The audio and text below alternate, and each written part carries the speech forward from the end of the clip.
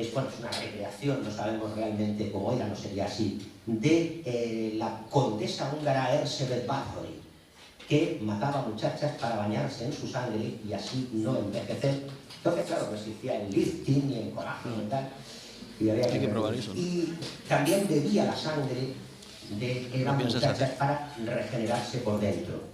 Y este caballero norteamericano de origen mexicano es James Riva. Mató a su abuela de 70 años y se bebió la sangre, me imagino que gran reserva, porque se creía un vampiro. Es decir, que hay psicópatas, quien es caníbal, se come a su víctima, pues este. Bueno, tenemos aquí una extraordinaria novela corta, lo digo para animaros porque Drácula, bueno, pues es una novela un poco larga, es extraordinaria, es extraordinaria. Pero bueno, Frankenstein tiene menos páginas, pero Dr. Jekyll y Mr. Hyde es una novela relativamente corta, que la leía cuando tenía 11 o 12 años, y es una de las dos grandes obras de este singular escritor que fue el británico Robert Louis Stevenson, junto a la Isla del Tesoro. Es también una novela de ciencia ficción. En ella un científico, Dr. Jekyll, una buena persona, muy querido y muy respetado por sus amigos y en la comunidad científica de Londres, haciendo un experimento para un fármaco que salve vidas, pues decide experimentarlo en sí mismo. Esto no es tan extraño. Por ejemplo, uno de los primeros investigadores del SIDA, lo digo porque es un tema interesante, uno de los primeros investigadores del SIDA, él mismo se contagió de SIDA para probar un fármaco que curara la enfermedad. No sirvió. No sirvió. No lo quería probar en otros, quería probarlo en sí mismo porque estaba convencido, pero se equivocó. Entonces, en este caso, el Dr. Jekyll lo ha probado con animales, ha dado buen resultado, pero no sabe si con seres humanos podrá tener la misma eficacia, y entonces se utiliza a sí mismo como conejillo de indias. El experimento, como le había pasado a Víctor Frankenstein, sale mal, y lo que pasa es que se convierte en una especie de monstruo, de ser terrible y despiadado, que realiza crímenes, actos verdaderamente abyectos, y después vuelve otra vez a ser el bueno, honrado, Dr. Jekyll. Al principio él consigue dominar el experimento, es decir, él solamente se convierte en Mr. Hyde cuando toma la poción, no se le inyecta, toma la poción, entonces se convierte en Mr. Hyde. Pero llega un momento en que él no puede ya dominar esa doble personalidad, ese monstruo que ha provocado las sales que adquirió para elaborar el fármaco, y entonces pues el monstruo lo domina. Es el caso de un experimento científico que al final pues produce destrucción. Cuando Madame Curie y su marido pues estaban investigando la radioactividad, que era entonces otra fuente de energía que acababa de ser descubierta, pues de luego lo que la pobre mujer, estaba muy lejos de pensar que eso iba a servir para hacer bombas atómicas y cosas por el estilo, vamos, es una cosa que ella no lo hubiera nunca previsto. Por cierto, solamente hay 2 personas en el mundo que hayan obtenido 2 premios Nobel, y ella fue la primera, premio Nobel de Química y premio Nobel de Física. Murió de cáncer probablemente, Madame Curie murió de cáncer probablemente por los experimentos, y eso que utilizaba una cantidad de radiación mínima, cantidad de radiación mínima, como que luego se ha utilizado. Hablando de científicos y hablando de experimentos, tenemos un poquito de tiempo porque he ido muy rápido, ¿verdad? He ido demasiado rápido. Pues contar eso de que la electricidad en la época de Mary Shelley pues no se sabía para lo que servía, es verdad, se comentaba, bueno, hemos descubierto esta fuente de energía que en realidad siempre ha existido, pero no sabemos para qué se utiliza, no sirve para nada. Décadas después, Thomas Alva Edison inventó la lámpara eléctrica, lo que nos ilumina. Después de 700 intentonas, después de 700 experimentos, este hombre inventó la lámpara eléctrica. No fue tan fácil ni tan sencillo. Un periodista le dijo, bueno, es cierto que usted fracasó 700 veces, 600 y pico, es cierto que usted fracasó 700 veces antes de descubrir esto. Dice, no, que va. No fueron fracasos, fueron éxitos rotundos. Dice, yo conozco 700 maneras de cómo no hay que fabricar una bombilla. O sea, yo conozco 700, las tengo escritas, las tengo y tal. Pero son 700 éxitos inenarrables. O sea, usted dice, ¿se fabrica así? Dice, no, 700. Bueno, pues también Robert Louis Stevenson crea una novela de ciencia ficción. Y la ciencia ficción es un género tan noble y tan extraordinario como cualquier otro. No hay géneros menores, hay escritores menores, pero no hay géneros menores. Para explorar esa dualidad, esa especie de esquizofrenia que sin ser esquizofrénicos todos tenemos. Viene a decirnos Robert Louis Stevenson que en todo ser humano hay un Dr. Jekyll, hay una parte que tiende hacia el bien y hay un Mr. Hyde, hay una parte que puede tender hacia el mal.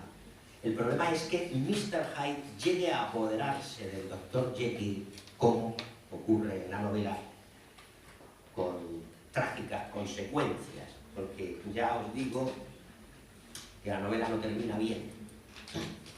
Entonces aquí tenemos pues el tema, la doble personalidad de la ciencia ficción, incluso en ciertas descripciones sobre trastornos psíquicos, Robert Louis Stevenson se anticipa a los avances de la psiquiatría, porque la novela es de 1886. Y arte dramático, y aquí pongo Richard Mansfield. Vamos a ver. En 1886 se publica la novela. Robert Louis Stevenson publica la novela, con un éxito increíble, un éxito extraordinario. Fue más éxito en su momento que La Isla del Tesoro. Aunque para nosotros Robert Louis Stevenson es el autor de La Isla del Tesoro, en su época era el autor del extraño caso del Dr. Jekyll y Mr. Hyde. Ese es el título original de la novela. Bueno, pues 2 años después, solo 2 años después, se llevó la novela al teatro. De haber existido cine, se lo hubiese llevado al cine, pero en aquella época no existía el cine todavía, creo, por lo menos cine desarrollado, y se llevó al teatro. Y fue un tal Richard Mansfield, un actor norteamericano afincado en Londres, quien interpretó el doble papel del Dr. Jekyll y Mr. Hyde. Este actor tenía una gran capacidad para alterar la fisonomía de su cara. Yo no sé si conocéis a un actor norteamericano, a mí me repatea, que se llama Jim Carrey. Y cómo gesticula, cómo cambia. Bueno, este sería Jim Carrey, pero en bueno. O sea, en buen actor. Porque cuando bebía la poción, empezaba a gritar, se tapaba la cara, se tiraba al suelo. Parece ser que era muy hábil, era como una especie de ilusionista, y entonces pues se metería en un postizo, en una dentadura postiza, en fin, algo haría, un secreto de actor, un secreto de la caracterización del actor. Si alguien hace arte dramático, sabrá que una de las asignaturas es caracterización. Un actor aprende a maquillarse él mismo, aprende a maquillarse, aprende a conocer su cara y a sacarle partido, a rejuvenecerse, a envejecerse, etc. Y este actor pues quería ser un figura, tenía una gran capacidad para cambiar de aspecto, cosa que horrorizaba sobre todo a las señoras. Entonces no existía el cine, no había efectos especiales, y el público pues era muy ingenuo. ¿Qué ocurrió en 1888?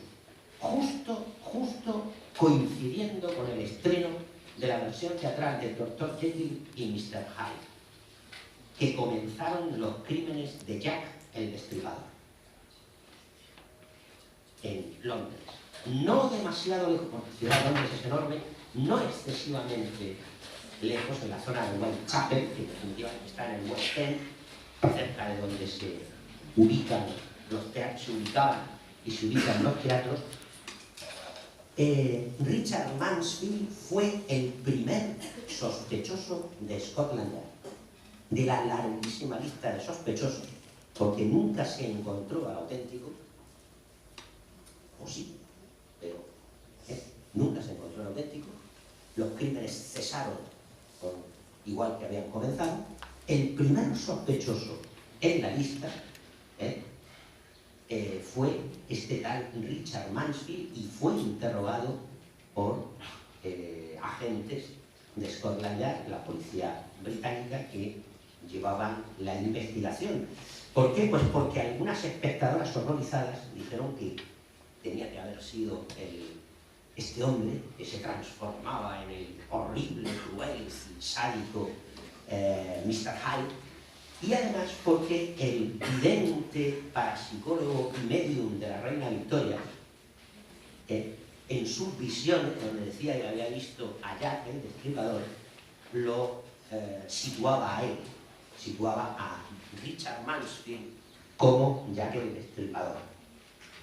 Scotland Yard se dio cuenta de que este hombre no tenía nada que ver, lo tenía coartada, y entonces a quien empezó a investigar fue al medium de la reina. Fue a investigar. Entonces eso dio pie a que se implicara a la familia real británica en la imaginación popular. No hay pruebas, no hay pruebas de que fuera alguno de ellos, que si era un nieto de la reina Victoria, el duque de Clarence, era un juerguista, pero bueno, pero no parece que se dedicara a cometer crímenes, e incluso al médico personal de la reina Victoria también se le ha implicado mucho. Se han hecho películas donde es el médico de la reina Victoria el que mataba, pero no hay ninguna prueba. Además fue un hombre extraordinario, que hizo avances científicos, que estudió, por ejemplo, el tema del tiroides, que fue el primero que describe la anorexia nerviosa. El hombre era una eminencia. Y entonces lo que pasa es que, bueno, pues se atribuye incluso a la envidia de algunos colegas suyos, envidia muy cochina. Siempre decimos que los más envidiosos del mundo somos los españoles, pero por ahí fuera también cuecen habas. Entonces aquí tenemos este señor que llevó al Dr. Jekyll y a Mr. Hyde, sobre todo a Mr. Hyde, en unas transformaciones fabulosas.